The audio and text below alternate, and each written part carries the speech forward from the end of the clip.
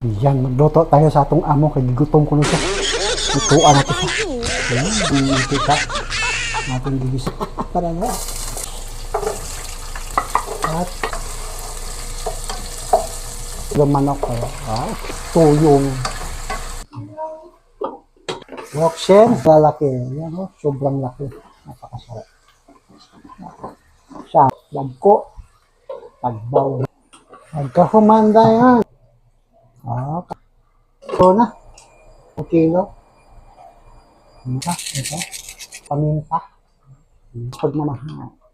Tikmin na natin. Wait ka. Okay na sa timpla. Ahon. Ahon siya. Nawin na. Awag taga-unaw karon. Anong masin mo? Inay! Nayaw! Turut! Ano yung miloy ah? Uwe. Paminta. Oo eh. Okay na. Yan na. Pasado na sa lab test.